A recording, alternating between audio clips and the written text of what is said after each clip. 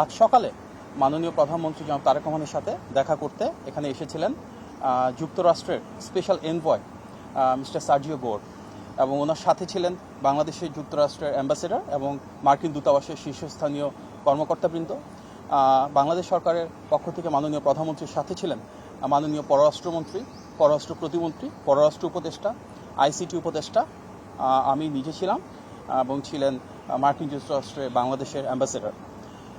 অত্যন্ত সৌহার্দ্যপূর্ণ এই আলোচনায় আমরা দেখেছি যে মার্কিন যুক্তরাষ্ট্রের পক্ষ থেকে বাংলাদেশে নির্বাচিত মাননীয় প্রধানমন্ত্রীর নেতৃত্বের উপর দৃঢ় আত্মবিশ্বাসের কথা বলা হয়েছে, এবং মার্কিন যুক্তরাষ্ট্রের পক্ষ থেকে বলা হয়েছে যে মাননীয় প্রধানমন্ত্রীর নেতৃত্বে বাংলাদেশে স্থিতিশীলতা ফেরত এসেছে, একটা সুন্দর গণতান্ত্রিক অগ্রযাত্রা বহমান রয়েছে, এবং মাননীয় প্রধানমন্ত্রী গত প্রায় 5 মাস ধরে রাষ্ট্র পরিচালনায় যে পলিসিগুলো অ্যাডপ্ট করেছেন সেটিকে সাধুবাদ জানানো হয়েছে, এবং বাংলাদেশের অগ্রযাত্রায় বাংলাদেশের সাথে মার্কিন যুক্তরাষ্ট্রের যে সুসম্পর্ক রয়েছে বহুমাত্রিক এবং বহুপাক্ষিক, সেই সম্পর্কটাকে একটা ডিপ অ্যান্ড ইকোনমিক টাইজের মাধ্যমে কিভাবে সামনের দিকে এগিয়ে নিয়ে যাওয়া যায় সেগুলো নিয়ে আলোচনা হয়েছে।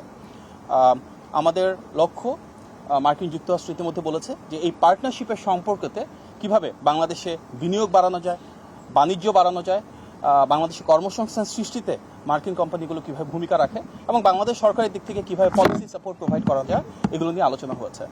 এক্সপোর্ট এবং ইম্পোর্ট কীভাবে বৃদ্ধি করা যায় সেগুলো নিয়ে যেমন বিস্তারিত আলোচনা হয়েছে। একই সাথে সামনের দিনগুলোতে মার্কিন ইনভেস্টমেন্ট যেন বাড়ে, তার একটি ফার্স্ট স্টেপ হিসেবে আগামী সপ্তাহের শেষ নাগাদ যুক্তরাষ্ট্রের শীর্ষস্থানীয় প্রায় 25টি শিল্প এবং ব্যবসা প্রতিষ্ঠান থেকে শীর্ষস্থানীয় প্রায় 45 জন ব্যবসায়িক নেতৃবৃন্দ বা প্রথম সারির কর্মকর্তাবৃন্দ বাংলাদেশে আসবেন।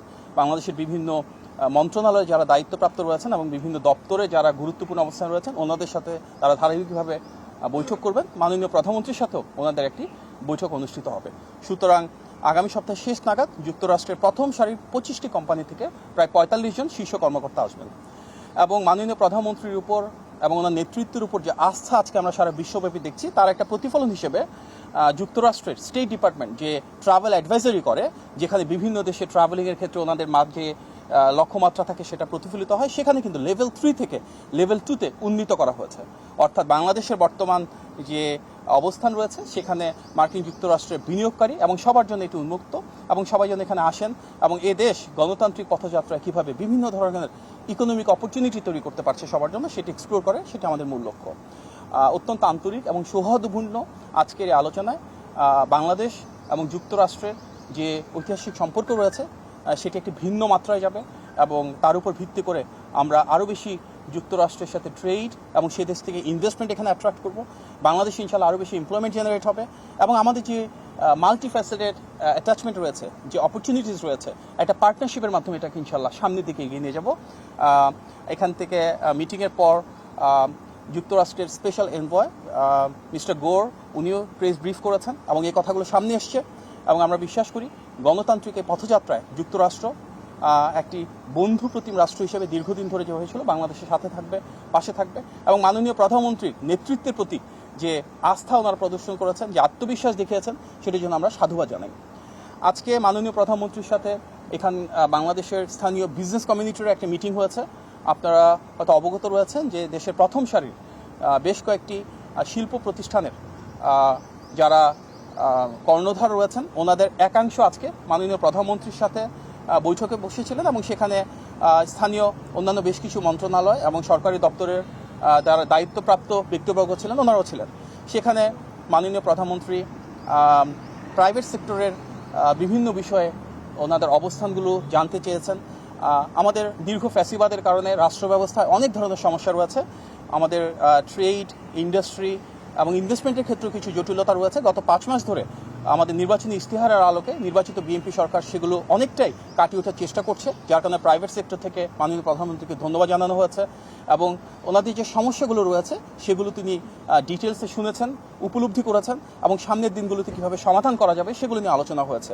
বিশেষভাবে আমাদের বিদ্যুৎ এবং গ্যাসের যে ঘাটতি রয়েছে, কিভাবে আমরা এনার্জি সেক্টরে যে লং টার্ম ধরে চলে আসা সমস্যা সেটা সমাধান করব, কিভাবে আমাদের এনার্জি সিকিউরিটিটাকে আরেকটু এনহ্যান্স করব, বাংলাদেশে দেশি এবং বিদেশি বিনিয়োগ বাড়ানোর জন্য আমাদের এনবিআর বা ট্যাক্সে কী ধরনের রিফর্ম করার প্রয়োজন রয়েছে, কিভাবে আমাদের পলিসি সাপোর্টটা এমন হবে যেখানে প্রাইভেট সেক্টর লেড একটা গ্রোথ আমরা ইনশিওর করতে পারি, সেগুলো নিয়ে আলোচনা হয়েছে। পাশাপাশি বাংলাদেশের বিভিন্ন ইনভেস্টমেন্ট সেক্টরের ক্ষেত্রে যে ইন্ডাস্ট্রি ক্লাস্টারগুলো থাকে, যেমন বেশ কিছু ইকোনমিক জোন রয়েছে, বেজা রয়েছে, বেবজা রয়েছে, সেগুলোতে কিভাবে আরও বেশি বিনিয়োগ আকৃষ্ট করা সম্ভব হয়, যেখানে জটিলতা রয়েছে সেটাকে আরও সহজতর কিভাবে করানো হয়, এগুলো নিয়ে প্রাইভেট সেক্টরের সাথে মাননীয় প্রধানমন্ত্রী আজকে আলোচনা করেছেন এবং সংশ্লিষ্ট বিভিন্ন মন্ত্রী, প্রতিমন্ত্রী, উপদেষ্টা এবং বিভিন্ন দপ্তরের প্রধান ওনাদের মতামত দিয়েছেন। সামনের দিনগুলোতে আমরা চাই মাননীয় প্রধানমন্ত্রীর নেতৃত্বে এমন একটি রাষ্ট্র ব্যবস্থা যেখানে প্রাইভেট সেক্টরের জন্য আমাদের সরকার থেকে পলিসি সাপোর্ট থাকবে এবং প্রাইভেট সেক্টর গ্রো করবে। তার জন্য একটা pro business, pro investment budget আমরা দেখেছি এবং সেই বাজেটের বহিঃপ্রকাশ হিসেবে আমরা সেগুলো নীতিমালাগুলোকে বাস্তবায়ন করব, যার মূল উদ্দেশ্য হবে বাংলাদেশের যে বিপুল পরিমাণ ডেমোগ্রাফিক ডিভিডেন্ড রয়েছে, অর্থাৎ আমাদের প্রচুর তারুণ্য এবং নারী রয়েছেন যারা কর্মসংস্থান এবং আত্মকর্মসংস্থানের জন্য প্রস্তুত, ওনাদেরকে আমরা আরও কীভাবে বিকশিত করতে পারি। আমাদের জনবান্ধব সরকার, জনবান্ধব বাজেট এবং জনবান্ধব যে নীতিমালা রয়েছে সেগুলো কার্যকর করার এই পথযাত্রাকে প্রাইভেট সেক্টরের যে রিপ্রেজেন্টেটিভরা আজকে এসেছিলেন ওনারা আন্তরিকভাবে ধন্যবাদ এবং সাধুবাদ জানিয়েছে। এবং আমরা বিশ্বাস করি মাননীয় প্রধানমন্ত্রী সবসময় যেটা বলেন, করব কাজ গর্ব দেশ, সবার আগে বাংলাদেশ, সেই নীতিকে ধারণ করে বাংলাদেশের স্বার্থকে প্রাধান্য দিয়ে বাংলাদেশের মানুষের কিভাবে কল্যাণ হয়, জনগণকে কিভাবে আমরা আরও বেশি ক্ষমতায়িত করতে পারি, তার জন্যই আজকের আলোচনা। যেমন প্রায় অনেকগুলো বিষয় নিয়ে আলোচনা হয়েছে, পরবর্তীতে সংশ্লিষ্ট দপ্তর থেকে বিস্তারিত জানানো হবে। যেমন প্রাইভেট সেক্টর থেকে একটা বলেছে যে আমাদের যে পোর্টরা রয়েছে, একটা এক্সাম্পল হিসেবে বলি চিটাগাং পোর্ট কিংবা ঢাকা এয়ারপোর্টে সেখানে যে কমার্শিয়াল অ্যাক্টিভিটিসগুলো রয়েছে, আমদানি রপ্তানির জন্য 24/7 সার্ভিস করা যায় কিনা।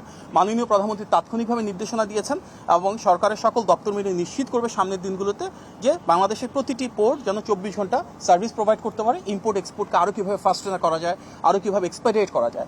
এরকম বেশ কিছু সেক্টরে বেশ কিছু পলিসির ক্ষেত্রে প্রস্তাবনা এসেছে। মাননীয় প্রধানমন্ত্রী তাৎক্ষণিকভাবে আলাপ আলোচনা ভিত্তিতে কিছু সিদ্ধান্ত দিয়েছেন।